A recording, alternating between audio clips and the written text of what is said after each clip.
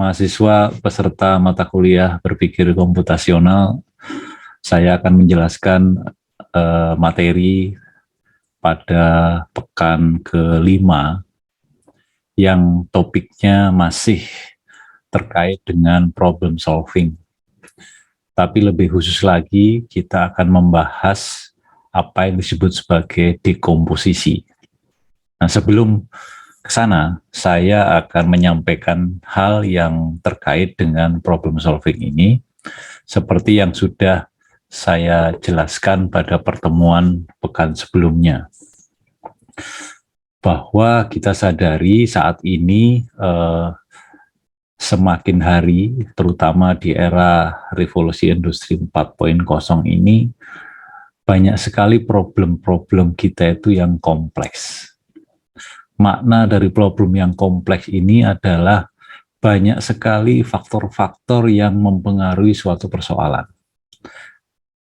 Sehingga persoalan-persoalan yang kompleks ini bisa juga kita sebut sebagai persoalan yang sangat besar atau big problem. Jadi kompleks problem itu bisa juga kita artikan sebagai big problem.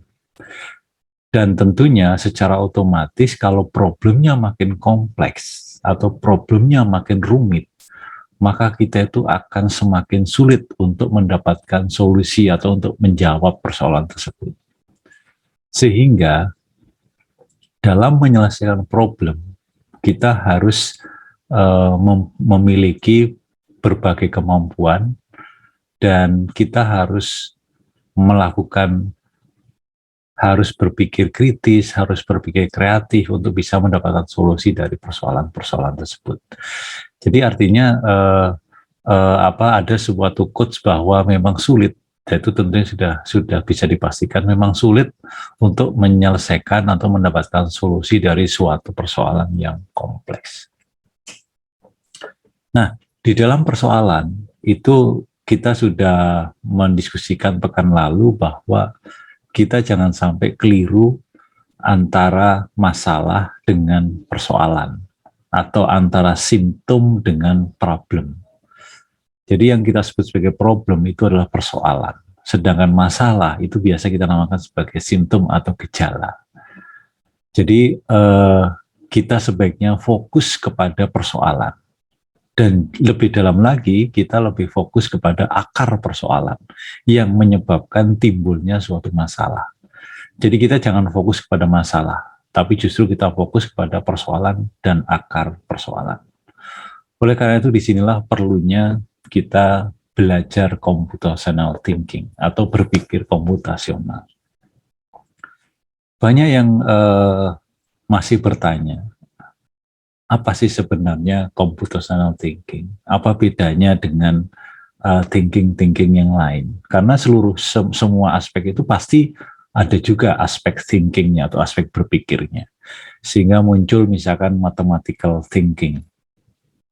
Oleh karena itu akan lebih mudah membedakan apa itu computational thinking dengan mathematical thinking misalkan. Itu yang paling mudah itu adalah suatu kasus misalkan Anda itu diminta menjumlahkan 1 tambah 2 tambah 3 tambah 4 sampai dengan 1000, itu sama dengan berapa?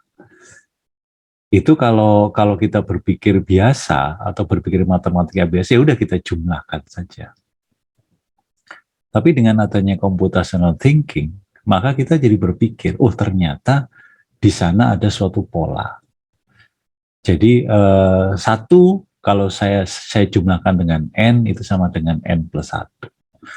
Kemudian 2 kalau saya tambahkan dengan N kurang 1, jadi kalau 1 tambah 1000 itu 1001. Kemudian 2 kalau saya jumlahkan dengan 999 itu hasilnya juga 1001. 3 saya jumlahkan dengan 998 itu juga hasilnya 1001. Oleh karena itu ada sebanyak 500 kali dari 1001 itu. Ya, ada sebanyak itu. Sehingga kita bisa menyimpulkan bahwa kalau 1 tambah 2 tambah 3 sampai dengan 1000 itu hasilnya pasti sama dengan 500 dikalikan 1001. Atau 1000 dibagi 2 kali 1001. Sehingga muncullah suatu formula yang biasa kita kenal untuk menjumlahkan deret 1 tambah 2 tambah 3 sampai dengan N, itu adalah N per 2 dikalikan N plus 1. Nah itu hasil itu merupakan hasil dari pola berpikir komputasional. Nah, ada yang mengatakan bahwa computational thinking is a kind of hot, atau hot itu adalah high order thinking, atau berpikir tingkat tinggi.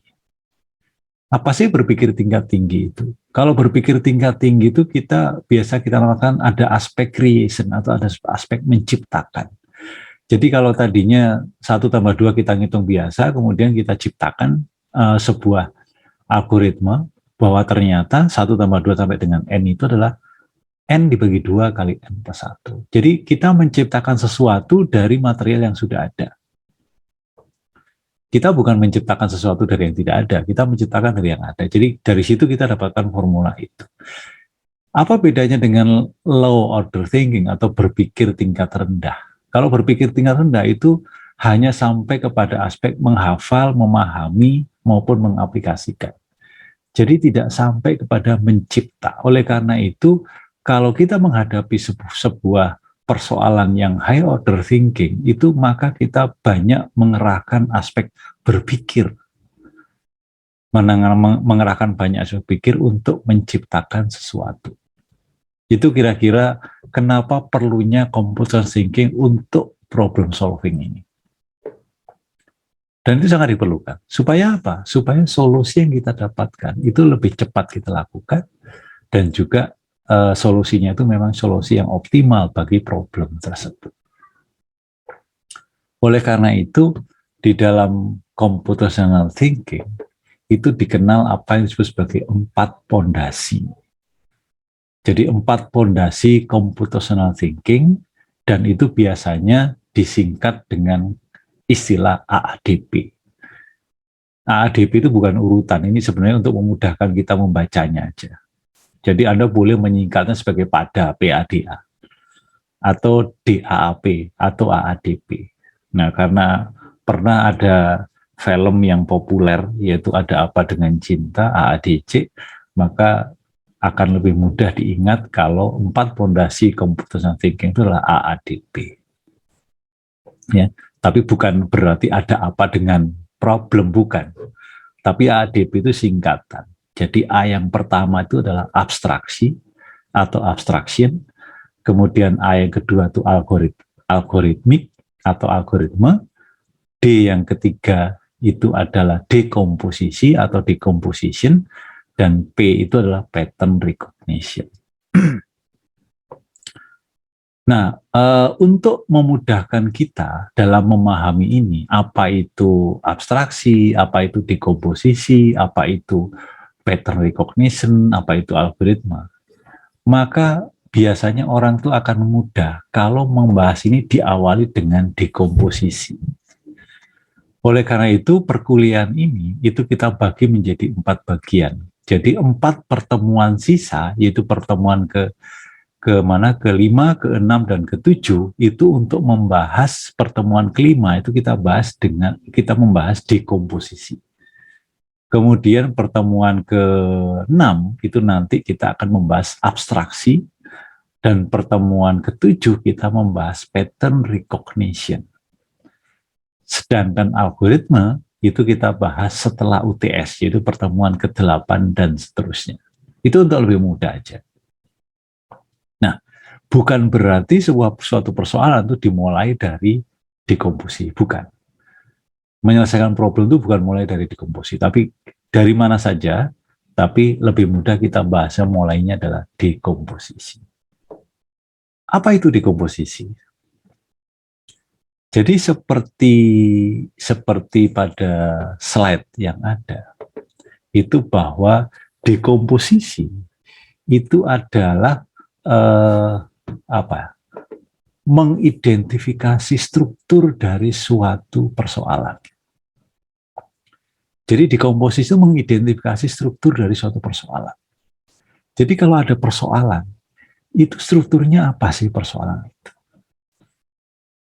Saya bisa bisa menganalogikan dekomposisi itu seperti mengidentifikasi suatu objek atau benda nyata.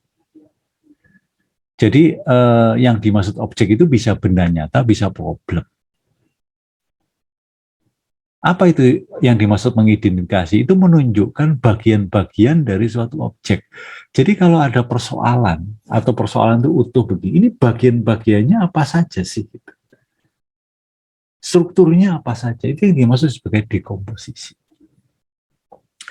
Kalau misalkan objeknya itu adalah suatu benda, misalkan objeknya itu adalah orang atau manusia atau seorang manusia, maka kita bisa mengidentifikasi bahwa di dalam diri orang ini atau objek manusia ini, itu strukturnya apa saja. Kita bisa melihat ada tangan, ada kepala, ada hidung, ada mata, ada mulut, ada kuping, dan sebagainya. Itu adalah struktur dari objek manusia. Kalau Anda misalkan mau berangkat naik kereta dari Jakarta menuju Semarang, Anda pergi ke stasiun Gambir, maka Anda mengidentifikasi, oh ternyata struktur dari stasiun kereta yang saya hadapi itu pertama adalah pintu masuk. Kemudian yang kedua, loket tempat kita membeli tiket. Kemudian meja pemeriksaan, kemudian peron ruang tunggu, kemudian ada rel kereta, kemudian nanti ada kereta yang datang, dan sebagainya. Itu adalah mengidentifikasi struktur benda nyata. Hal ini juga bisa dilakukan sebagai mengidentifikasi struktur suatu problem. Jadi kalau Anda lihat misalkan contoh problem atau contoh persoalan yang pada pekan lalu kita diskusikan, yaitu misalkan berang-berang dan lift, itu kita mengidentifikasi strukturnya. Jadi apa sih strukturnya? Strukturnya itu bisa, yang pertama adalah, oh ternyata ada goal atau tujuan dari problem ini, yaitu bagaimana kita membawa berang-berang sebanyak mungkin. Jadi memaksimumkan berang-berang untuk naik ke lift. Kemudian struktur yang lain, liftnya ada 2. Kemudian ada struktur yang lain berupa batasan bahwa masing-masing lift itu mampu mengangkut maksimum 30 kilo. Kemudian struktur yang lain adalah dia sekali jalan, dan sebagainya. Itu adalah struktur atau proses dekomposisi. Jadi ini merupakan langkah penting dalam menyelesaikan suatu persoalan. Tapi memang kita sudah bisa paham bahwa mendekomposisi suatu problem itu tidak semudah mendekomposisi benda nyata. Karena apa? Karena benda nyata itu gampang kita lihat strukturnya. Tapi kalau suatu problem itu lebih sulit mendekomposisinya. Oleh karena itu dibutuhkan critical thinking di dalam mendekomposisi suatu persoalan. Contoh lain waktu itu adalah penyusup museum. Di situ ada struktur yang tidak eksplisit tertulis. Tapi ini pekan lalu sudah kita bahas, tapi kita bisa memaknai itu dari seluruh informasi yang ada. Jadi kita bisa menyimpulkan sendiri. Jadi ada informasi tersembunyi yang harus kita gali dan bisa kita simpulkan bahwa oh strukturnya begini. Sebenarnya di benda nyata juga sama. Saya juga pernah memberikan contoh bahwa dalam diri manusia itu misalkan ada struktur yang tidak bisa kita lihat, misalkan golongan darah. Golongan darah itu tidak bisa kita lihat, tapi bisa kita tahu dari golongan darah seseorang dari uji lab misalkan. Kalau dari problem, dari analisis, dari kita berpikir kritis, kita bisa tahu struktur yang implisit dari suatu persoalan itu apa, itu kita juga bisa lihat. Kemudian hal terakhir itu adalah dekomposisi itu jangan diartikan sebagai menguraikan. Karena makna menguraikan seperti apa reaksi kimia kemudian terurai gitu, itu maka setiap bagian dari sebuah objek atau setiap bagian dari suatu problem itu kalau kita uraikan itu nanti terpisah-pisah. Padahal kita tidak boleh memisah-misahkan itu, karena satu bagian dengan bagian lain itu masih terkait satu sama lain. Sehingga yang lebih tepat ya kita gunakan aja istilah mendekomposisi atau mengidentifikasi. Nah, sama seperti di slide gambar yang di sebelah kanan itu adalah dalam menyiapkan sarapan. Sarapan kita itu adalah seperti itu, ada roti, ada jamnya, kemudian ada minuman, dan segala macam. Ada pisau, ada piring, dan sebagainya. Maka itu adalah struktur dari problem persoalan sarapan pagi. Dan itu terkait satu sama lain. Nah, oleh karena itu, proses mendekomposisi itu bisa diartikan sebagai mengidentifikasi bagian-bagian dari suatu problem menjadi sub-sub problem. Jadi kalau menyiapkan sarapan, itu kita harus pertama menyiapkan rotinya. Ya, rotinya itu terdiri dari apa saja, itu baru menyiapkan rotinya.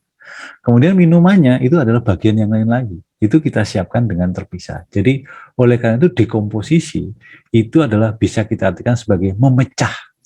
Tapi memecah itu bukan berarti memecah dalam arti sesungguhnya ya. Kita hanya melihat strukturnya saja.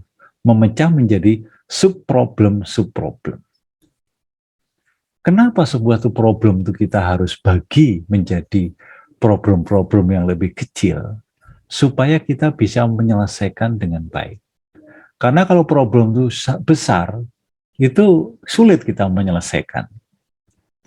Oleh karena itu kita bagi-bagi dengan melihat strukturnya. Nah, contoh yang paling gampang itu bisa kita lihat dari slide ini, yaitu menghitung luas permukaan bangun datar ini. Kalau langsung kita hitung berapa luas permukaan bangun datar ini, saya yakin sulit.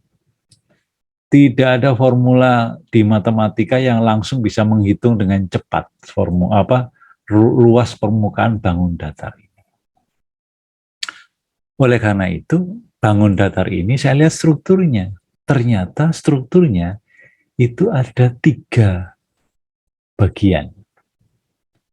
Bagian yang pertama itu adalah segi 4 yang saya beri warna warna orange. Kemudian persegi kedua, ada persegi kedua yang bagian tengah, itu adalah yang saya lambangkan sebagai gambar biru. Kemudian yang terakhir, bidang datar yang terakhir, bangun datar yang terakhir adalah bentuknya segitiga. Kalau sudah demikian, maka artinya persoalan ini itu terdiri dari 3 sub-problem. Sub-problem pertama adalah kita harus menghitung luas persegi yang pertama. Sub-problem kedua, kita menghitung luas persegi yang kedua. Dan yang ketiga adalah kita menghitung luas segitiga. Itu adalah proses dekomposisi. Jadi membagi menjadi sub-problem. Dalam hal ini adalah ada 3 sub-problem. Setelah ketemu luas masing-masing, maka kita lakukan proses, kita kembalikan ke problem utuhnya atau problem asalnya, yaitu menghitung luas permukaan seluruh bangun datar itu, yaitu tinggal kita jumlahkan luas persegi yang pertama ditambah luas persegi yang kedua ditambah dengan luas segitiga. Kita bisa menghitung luas segitiga karena sudah ada formula matematiknya, yaitu setengah alas kali tinggi dengan mudah. Kalau luas persegi kan tinggal panjang kali lebar. Jadi setelah kita lakukan proses dekomposisi, baru kemudian kita adalah menjumlahkan itu semua untuk menjadi solusi dari problem asalnya. Proses menjumlahkan ini untuk kembali ke problem asalnya, untuk menjadikan solusi dari problem asalnya, itu kita namakan sebagai komposisi. atau kompos. Jadi setelah kita lakukan dekomposisi, kemudian masing-masing subproblem kita sudah dapat solusinya. Jadi subproblem 1 solusi 1, subproblem 2 solusi 2, subproblem 3 solusi 3, yaitu luas masing-masing. Kemudian masing-masing solusi itu kita jumlahkan, kita gabungkan menjadi solusi keseluruhan dari problem asal. Itu yang namanya komposisi atau kompos. Itu ya.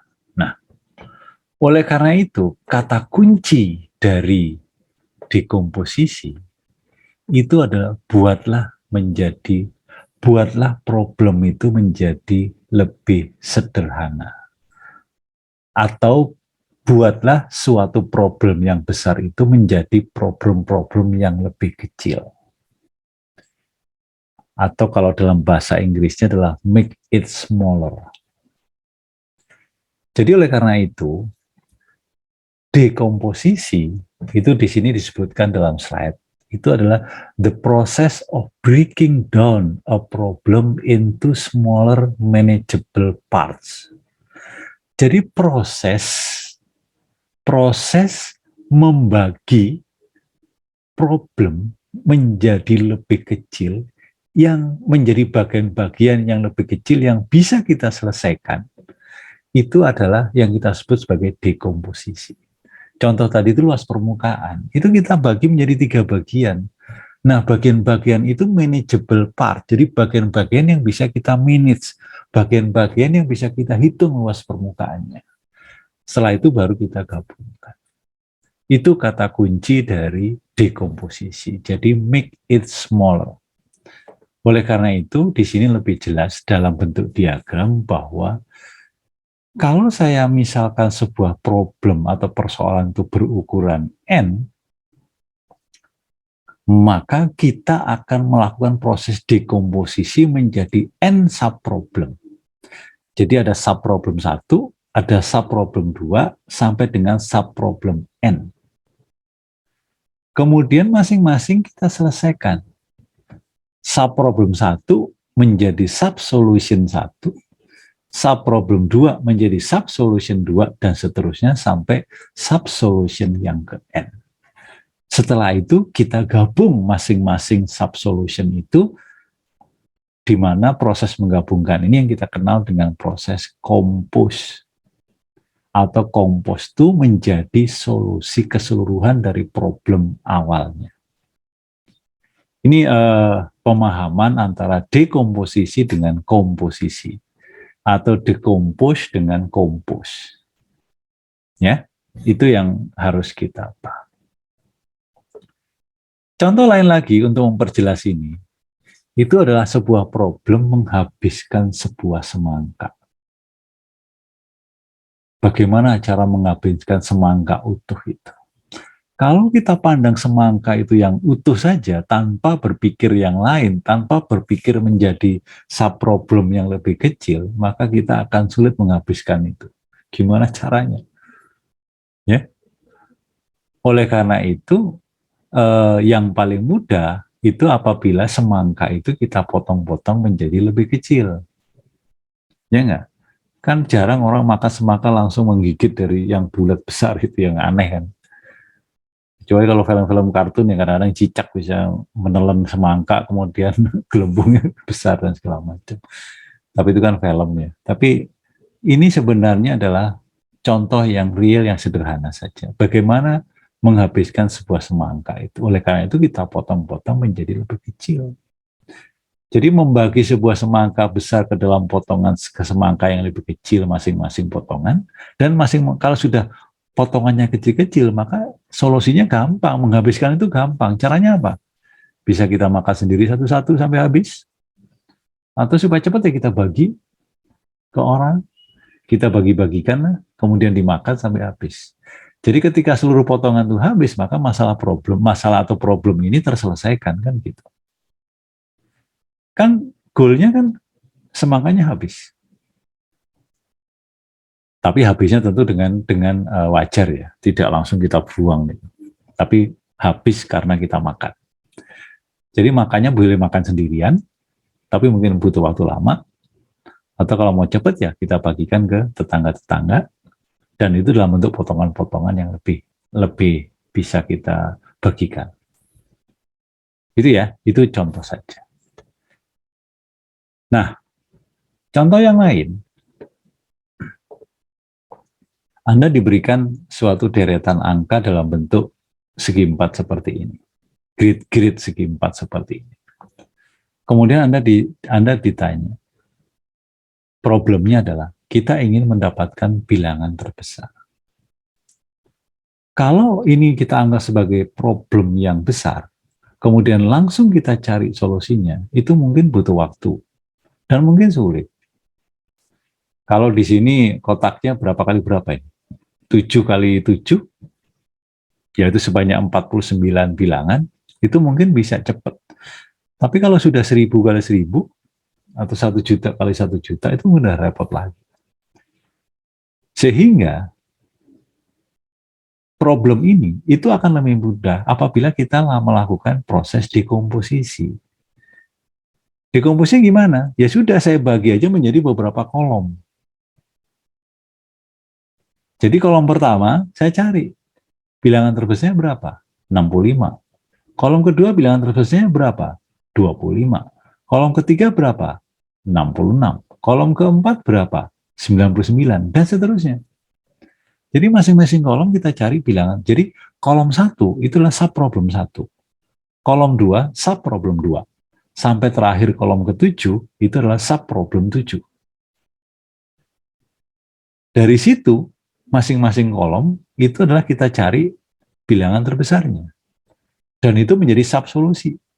Subsolution 1, subsolution 2, sampai subsolution 7.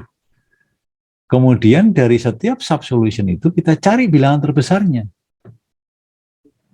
Jadi sebagai contoh di sini, yang pertama bilangan terbesarnya adalah 65. Yang kedua adalah 25. Yang ketiga 66. Yang keempat 99. Dan seterusnya. Ada 7 subsolution. Setelah itu kita cari bilangan terbesarnya. Ketemulah. Yaitu 99. Jadi proses dekomposisi itu adalah membagi problem ini menjadi problem per kolom atau per lajur. Setelah itu kita cari solusinya masing-masing atau subsolution masing-masing, kemudian kita lakukan komposisi untuk mendapatkan bilangan terbesar dari 49 bilangan yang ada. Sehingga ketemu hasilnya adalah 99. Ini adalah proses dekomposisi.